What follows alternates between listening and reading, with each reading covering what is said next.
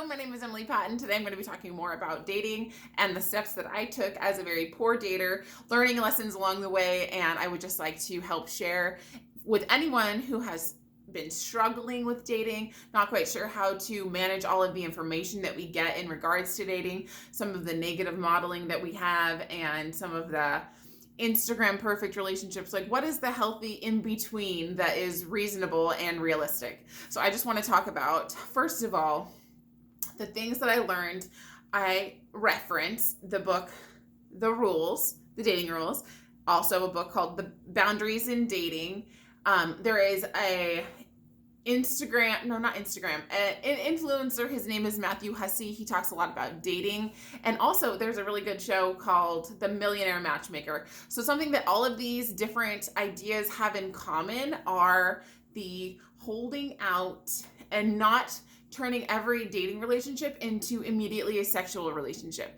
And this doesn't just have to be a prudish, like faith-based, like I can't have sex before marriage, but it's just a part of dating that I think is critical. So if you're someone that doesn't want to do that, or that's not interesting to you, or that doesn't line up with how you want your dating relationships to go, if you are in it for more of a casual sex type setting and that's working for you, that's totally your business. But in regards to dating and the way that I dated that eventually led to a marriage, I just want to share my perspective. So if you're 11-year results having more of an open sexual relationship, that's your deal. But I just wanted to talk about my perspective and the steps that I took. So first of all of those books have something in common, and it is to abstain from sex either until you're in a committed relationship. That's what The Millionaire Matchmaker recommended.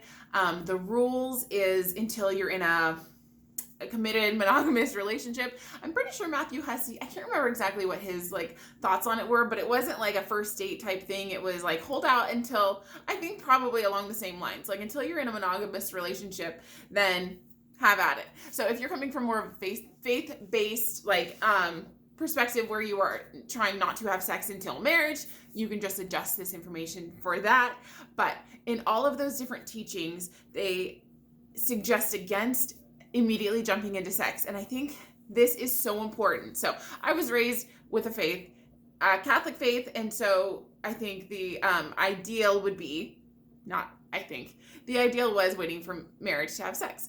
And that might not be your ideal, but sometimes that information, because it is like a religious teaching, can be just like, how do I interpret this? Like, does it make sense outside of the faith? Like, or is it just a religious teaching? And so if I'm not religious, we can just throw that out completely. So my impression from all of these different teachers is that the sex, if you throw that in right away, that can in some ways derail the progress that the relationship is making.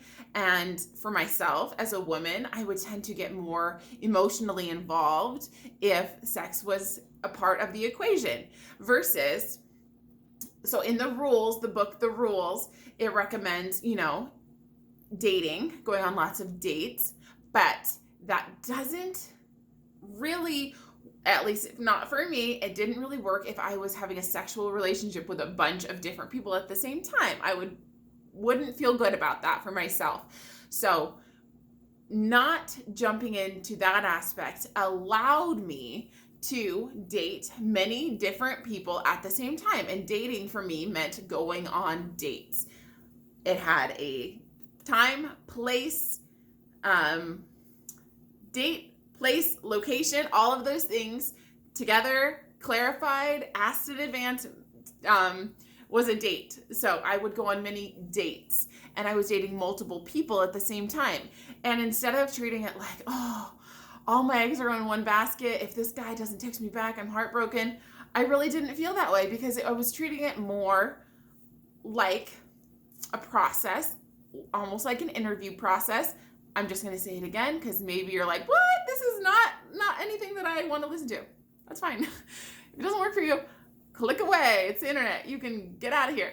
But for me, I was able to be more clear in my mind because I wasn't having casual sex with every person I was dating. I was able to treat it more practically. And if someone didn't meet the needs and desires that I had laid out on my list. If you haven't watched the previous video, watch that one because it's super important.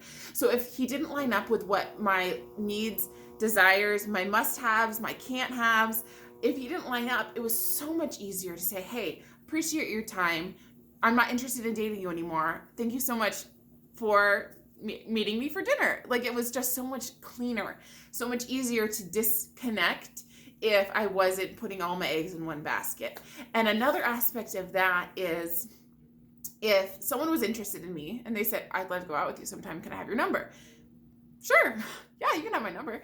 So they text me, sometimes just like casual banter texting, and I'm like, there's nothing wrong with that, but I wanted to get married. I wanted a serious relationship. So that's fine. If I had time to respond, I'd respond. If I didn't, I didn't. But if they set up a time, a location, and a date that qualified as a date, and then as long as that was set, I would go out with them. And so it was just so much easier to manage, especially emotionally, because I think that is the biggest thing, at least for me. It was so hard because I'm like, do I get invested? This guy's cute. He seemed interested. He's nice. I think I like him.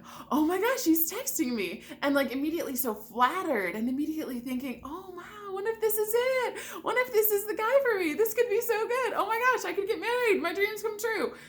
I would kind of eliminate all of those steps in my mind and just think, a guy wants to take me for dinner. Cool. And another thing that I always thought during the dating process, when I finally kind of figured out some of these things, I don't need someone to buy me dinner. I have a job. I can buy my own dang dinner. I was just able to come to dinner fresh, no expectations, not the heaviness, not the burden of like, I hope this guy is it. I could come as myself. If he liked me, he liked me. If he didn't, he didn't. Maybe I wouldn't like him, and I could just treat the whole exchange as just, I'm meeting with this person who seems nice, seems interested.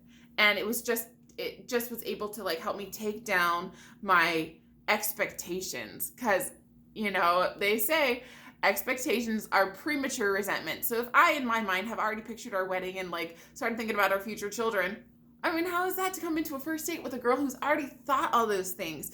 If I am clear and my expectations are realistic, this is a dinner. I get to go have a nice dinner with someone, have a nice conversation, and we both leave better. It doesn't mean that we're getting married. It doesn't mean I don't have to skip all those steps. It helped me stay in the moment more. Stay in the moment. This is dinner.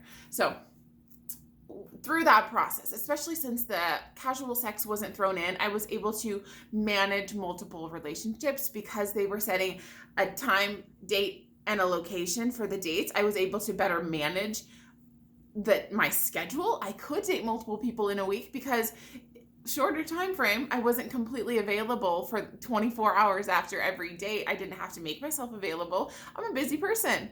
I was in school and I had a job. Like, I'm busy. I have friends. I have other relationships that I'm maintaining. So I'm not giving all of my time and attention to one person that I went on 1, 2, 3 dates with. It just kept it cleaner. So the Millionaire Matchmaker, she recommends getting in a monogamous relationship and then have at it. If you're a faith-based person and you're trying to stay away from sex until you're married, I mean, you just essentially make it work for you. But it just really helps keep the process cleaner if there is, if that aspect isn't there. So I love that. And I just wanted to share it because I think so much of the information that we're getting is so crazy. Like, have fun, go out, be with whoever you want to be. Sex doesn't matter. It's casual. But then as women, as people, it's hard to keep our expectations in check. It's hard to keep our emotions in check. And so if we are dating a bunch of people and we're sleeping with a bunch of people and we're just in it for fun and we also have these like deeper desires to have a long-term lasting relationship, it's so many things to manage. So I would just suggest, if you are looking for a long-term relationship, treat it more like an interview process, not in a cold, mean way, but just like, hey, this is what I'm looking for. Are you able to meet those needs? Am I able to meet the needs and desires that you have? And then if not, then there you go. Your time together, hopefully it was nice, and you can go your separate ways and be better for it. Maybe alter your list a little bit. If, hey, I want someone that is nice to a server. that's a must have. Like for me, if I'm with someone and we're at a restaurant and they're short or rude to the server, I'm like, no, thank you. No, thanks. Next. So we don't have to be rude about it, but we can just take our dating experiences and learn from them. And I think that is where people say dating is good. Get out there. Go get out there. I mean, that is the positive side of it because we can learn from all these experiences. And if we're careful with our emotions and we treat others with respect, then all of the interactions can be cleaner and more respectful. So anyways, stay tuned. I have more dating advice from my wild dating past. Not too wild, but just kind of messy, a lot of emotions spent on my side and a lot of time wasted. So hopefully you stick around. If you have any questions or comments, leave them below and I will see you later.